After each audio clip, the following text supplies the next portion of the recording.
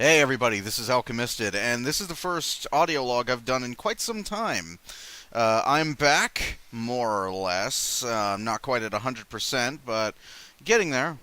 I've been sick for the past couple months. I woke up one morning, I was unable to breathe.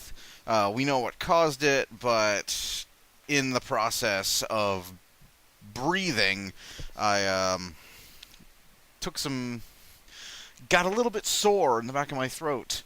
Um, kind of tore myself up a little bit trying to breathe again. And so for the past couple months, I have been unable to basically speak without erupting into a coughing fit.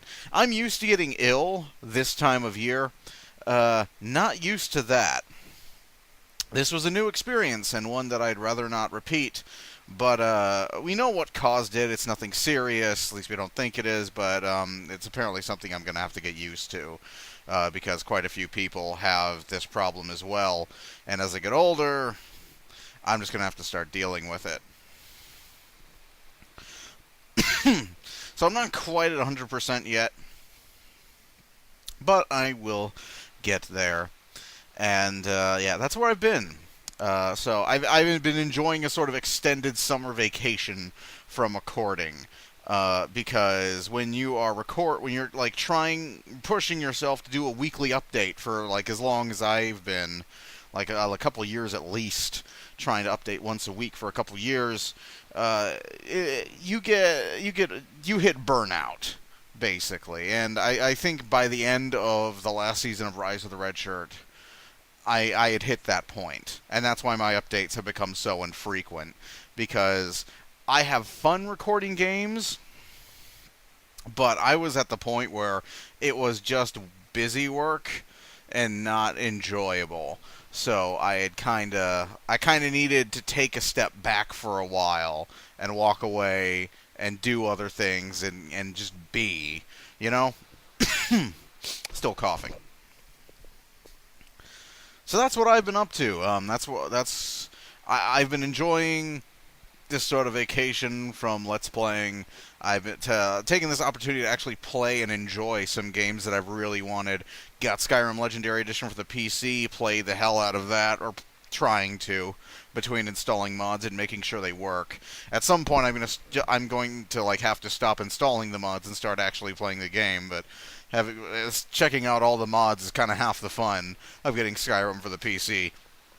I've played the hell out of it for the 360. I streamed a bunch of it for the 360, including the final battle with Alduin. But yeah, I'm looking forward to playing it on the PC.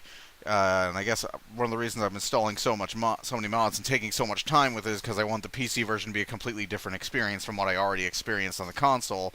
Because this is a really long game with a lot of stuff, and I did a lot of that stuff, and now I'm going to be going through it again. So what have I got? I've got Frostfall, I've got Wet and Cold, Splash of Rain, Pure Waters. I got a lighting overhaul. I forget what it's called. Winter is Coming. I mentioned that. So you got Wet and Cold Ashes. Got some like replacers for the Skyforged Steel Swords, because the Skyforged Steel Swords just have like the default like steel sword mesh in the vanilla game, and the default steel swords look like hammered crap. And like the Skyforged steel is supposed to be like it's supposed to be weapons made by a master blacksmith with like a magical forge, so they should look better. They should look different. They should look cooler. And I think it gives them a little bit of a buff as well in terms of damage, because they're more or less like just slightly stronger steel swords in the vanilla game. Magical forge my ass. Let's see. I also have Falscar. I'm looking forward to playing that. I also have something called like Blackreach or Blackland or something. Looking forward to that as well. Both of them add some fairly large worlds, like new lands to explore, and I want to check those out. That's going to be cool. I got some other, like a lot of immersion stuff. I don't think I have Hunterborn installed yet, but I'm probably going to. I have a mod that makes torches last forever, which isn't quite immersive, but carrying around hundreds of torches gets a little irritating, and yeah. So I'm always going to have my torch on me, and my backpack as well. I think backpacks are installed along with, I think you get backpacks along with friggin', what is it? I think backpacks come with, they come with either Frostfall, or they come with like winter is coming out. It's one of the mods I have installed. Like, gives you backpacks that change appearance. I'm pretty sure it's Frostfall. But yeah, that's what I've been playing. I also played Shadowrun Returns. I've been waiting for Shadowrun Returns for a while. I'm also waiting for Shadowrun Online, which is going to be free to play.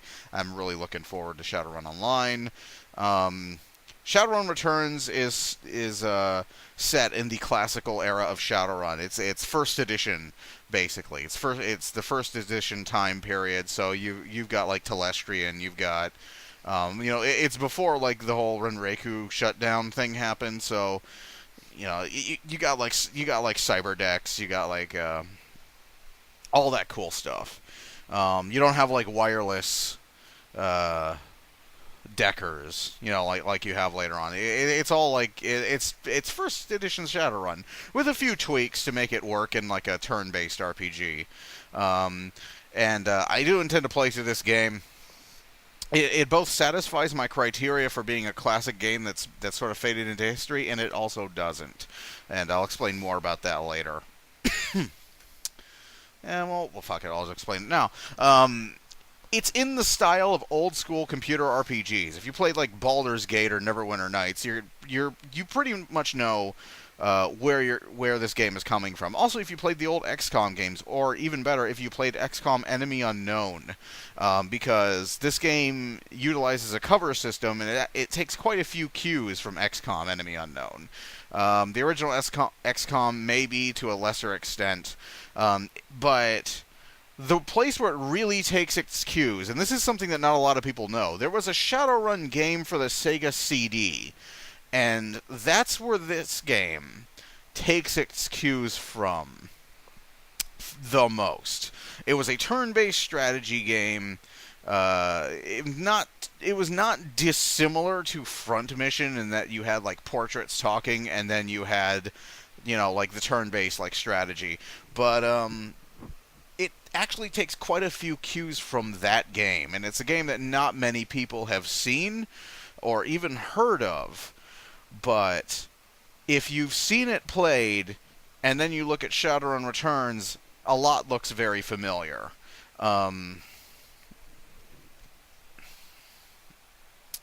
So yes, this game has a very classic feel to it. It is almost entirely 2D sprites. It is set from an isometric view. You have 3D like character and entity models. Then like the background is all like pre-rendered 2D sprites. It looks fantastic. It has this awesome. It ends up having this really awesome graphic novel kind of look to it, and if you've seen screenshots of Shadowrun Online, the environment and the character designs, it's all 3D geometry. I can't see Shadowrun Online aging anywhere near as well as Returns will, because Returns just looks fantastic. It looks gorgeous. It looks gorgeous with very, very little required to do so, surprisingly. It also comes with a content creation toolset that is not too dissimilar from the Aurora toolset. It is maybe a little bit more user-unfriendly than the Aurora toolset was, though it's nowhere near as bad as Neverwinter Nights 2's World Creator, which was awful. That Neverwinter Nights 2's World Editor was was the greatest piece of shit. Like half the mods for that game were for the fucking editor to make it useful. Basically, like there are so many mods for that thing, and it's a good thing that they made it moddable. They made the actual like content creation toolset moddable so that people could make it work. like, you think I'm joking? Just scrolling the display window to look at different parts of the map you're creating. Just doing that is a chore.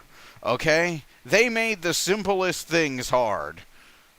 I can't understand where the fuck they were coming from. The Aurora toolset was so well designed, it was practically idiot-proof. And then they, like, that toolset sucks. But, it's not as friendly.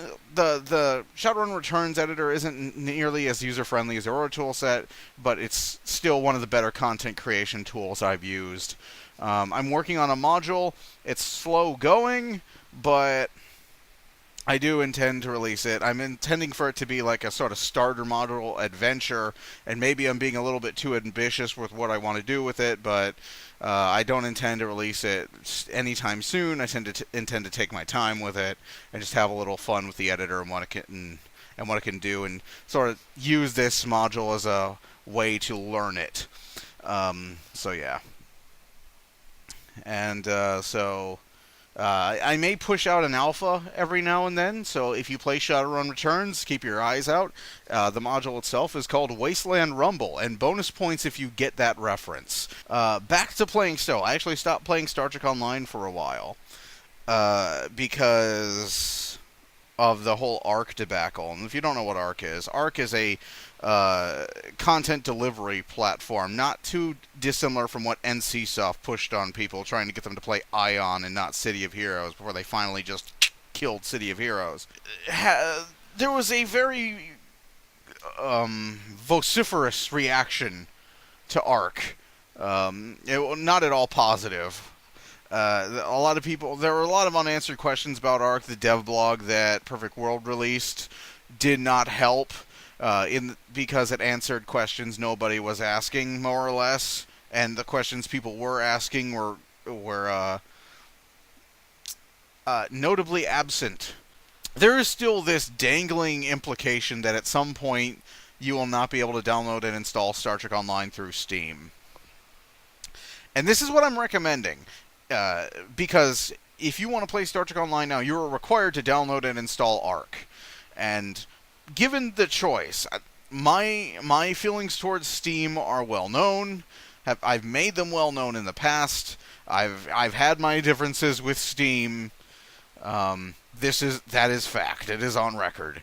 But given the choice between Perfect World, who, when suffering a massive breach, in which millions of users' data were out in the open, instead of notifying people it had happened, they waited 14 weeks for people to find out that it had happened. Given the choice between them and Valve, who, while they have been hacked, have also proven themselves to be somewhat capable stewards of people's private data, I'd take Valve any day of the week. So, if you're going to download and install Star Trek Online, don't do it through ARC, don't do it through the STO website. Get Steam, download it through Steam. It comes with the added benefit of having Steam Wallet, so you don't have to directly give them your financial information. I doubt that is going to last. Every time somebody has asked if they plan to make it exclusive through ARC and basically to render the Steam version useless, every time, and take it off Steam, every time somebody has brought this up, the answer has always been couched in language that is like, that sounds like, there are no plans at this time, there are currently no plans to do so at this time, we are not currently doing that. There has never been a solid no given. And if you go back to the blog, if it's still up, where they answered the questions, the ones nobody was asking, the very last one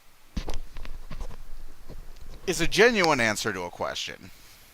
And it says that basically Perfect World intends for ARC to be its exclusive content delivery platform. I don't remember the exact words, but they are something to the tune of, we would be thrilled to deliver our content exclusively through ARC, which means that at some point they will. That is the sense I'm getting. So, if you want to play Stow for now and you don't have it already installed through an installer, which at some point are going to cease functioning, the general reaction of the fan community when they announced that Stow is going to be exclusive for Arc except for Steam was to basically distribute old installer files through MediaFire. You'd think this would have spoken loud enough for them to take notice and go, people really don't like this. That didn't happen. Instead, the old installers will no longer be useful after a certain point, I'm assuming sometime this year, if that has not already been done. So if you want to play Star Trek Online and you do not already have it installed, and you do not have a CD to install it with, get it through Steam. That is my advice. And so the Arc launch was a huge debacle, and I had actually begun. I had actually been gearing up to do Rise of the Red Shirt Season 3. I had recorded the first episode of Rise of the Red Shirt Season 3. I'd actually recorded it. It's still sitting on my hard drive. I don't think I'm going to use it, though. I think I'm going to go over that mission and redo it. And hopefully when I redo it, I'll have a better computer, so the quality will be better. I might be recording in HD. We don't know what's going to happen. I may still be using this one. That's one of the reasons why I've decided I'm not going to be doing Rise of the Red Shirt until the new year, but I'll explain that in a moment. But I already have that recorded, and I'm going to upload it. It's not going to be Rise of the Red Shirt. It's going to be a separate thing, and I'll give it its own introduction so you kind of get what's going on with it and the reasons why I decided to hold off. But after recording that, when the Arc debacle happened, the burnout hit me in full force. And I had to throw up my arms and go, gotta walk away for a while. Gotta gather myself. I gotta go. I can't deal with the bullshit right now with Perfect Worlds BS. So that's where I've been. That's the reason for the leave of absence, more or less, from Star Trek Online.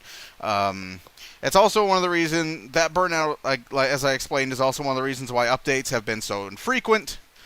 Sorry about that, but I just had to go play some games that I've wanted to play for a while and do some things and have fun playing games again. And yeah. But I'm back, more or less. Not 100%, but getting there. And so yeah, okay. I put this off long enough. Excuse me. There's one last thing that I really have to talk about, and it's the big elephant in the room, and it's the new comment system. Okay. So, for those of you who've been under a rock, Google has integrated Google Plus into the YouTube comment system. You can no longer reply to comments made before that system. Replies to it will not show up. And in order to comment on anything, you have to do it through Google Plus, more or less. The inbox, while it still exists, is completely vestigial now. It does nothing. It is there for nothing. It literally is there as a reminder of better things that no longer function because Google needs to make Google Plus a thing to recoup the massive development costs of making Google Plus a thing.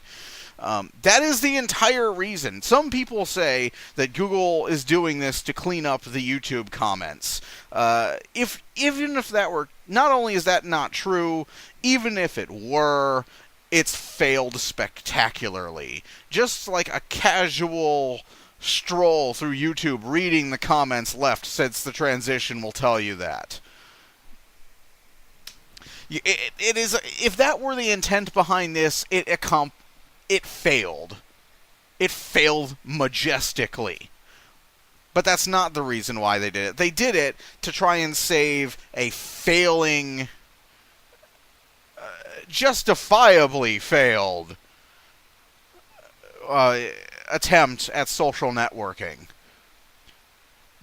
Google loves to tout how they have so many users for Google+. What they never mention when they say that is how many of those users were forced to use Google+ in order to use services they were already using that were bought by Google and did not need Google+ to function beforehand, before Google forced them to get Google+ in order to use these services. And now YouTube is counted among them.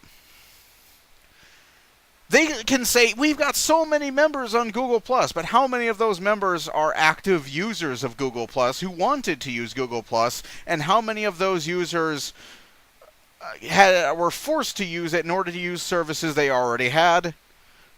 Those are not numbers that they are willing to release.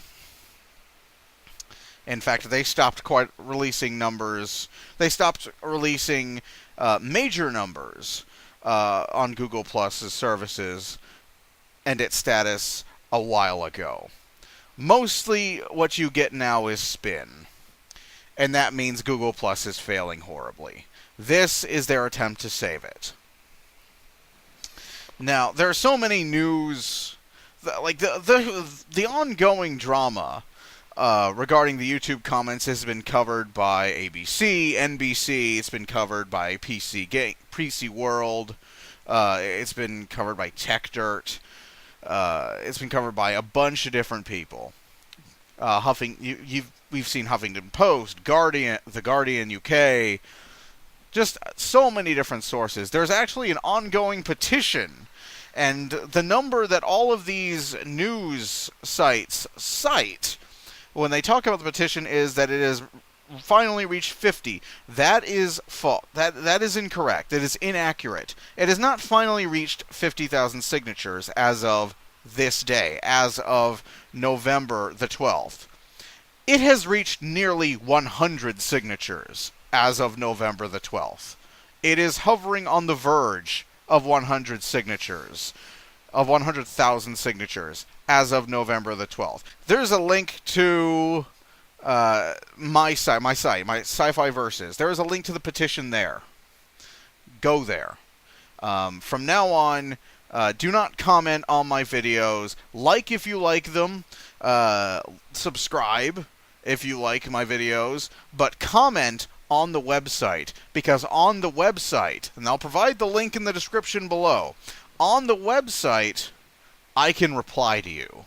I can engage with you. I can communicate with you. I don't want to get a Google Plus because it's this massive clusterfuck. The inbox is awful. I would rather do it on a page-by-page basis and have people like comment on a playlist page on the entire playlist, so I can go to one page and check the comments there and talk to people and have fun and engage with people. And just not have to deal with this insanely convoluted new comment system that requires so many extra clicks just to get to a comment, and then requires you to hunt the comment down. It doesn't just show you the comment and allow you to reply to it. It's so tedious and irritating. I would rather you just commented on the site. And the link to that petition will be underneath this video on scifiversus.blogspot.com. I will post the link there. I'll post the link to there in the description on YouTube. And also, I will no longer be sending out tweets. Tweet links to YouTube videos. I'll be sending out links on Twitter to the playlist page, to the post with the video on it. And yeah, at this point I'm just going to be using YouTube as a hosting service for the site, because that's about all it's good for now with this comment system. And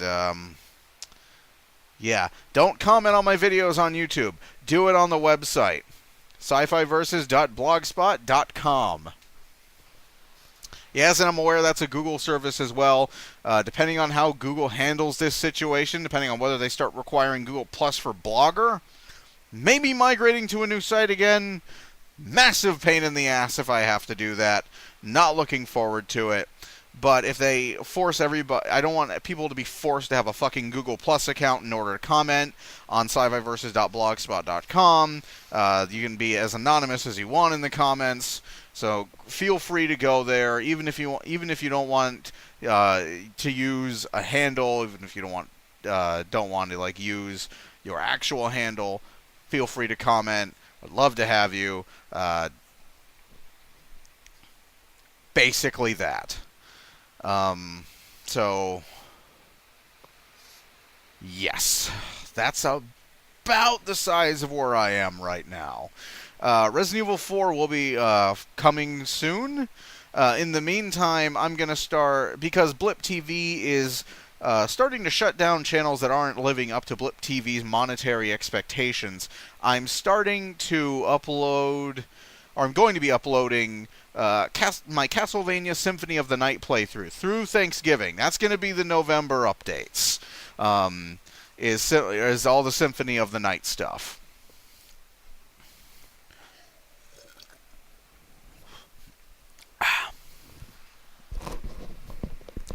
And I'm not sure how many people have actually seen this playthrough, because my Blip TV channel never really got views.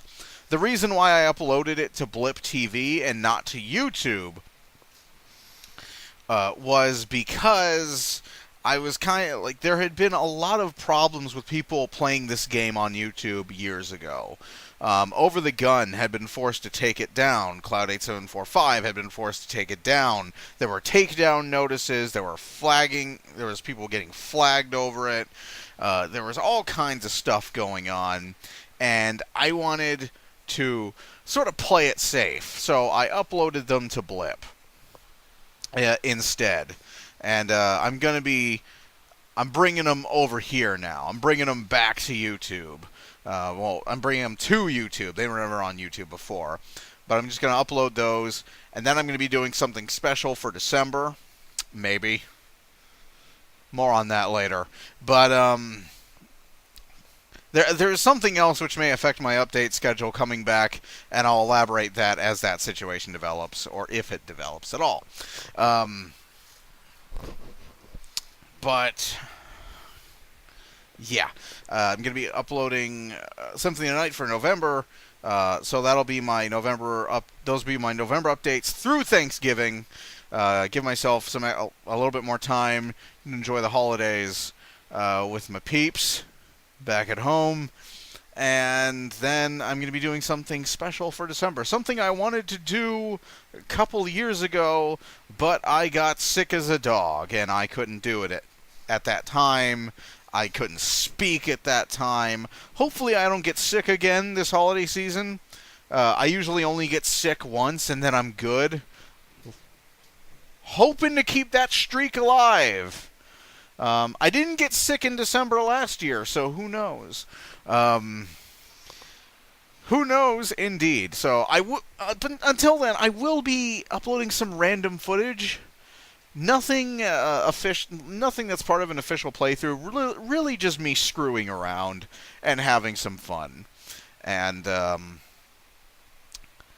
yeah, I may also upload a Fleet Ops once Cryptic sorts out all the problems with Season 8 of Stowe. There's a lot of them. You'll see what I'm talking about soon, because I recorded it. There's no voiceover, but I recorded it. I'll see you guys in Symphony of the Night, and I'll see you guys in December. Well, I'll see you guys before December, because I'm going to be uploading some random stuff. Well, you know what I mean. Rest assured, I will see you guys later. So, later.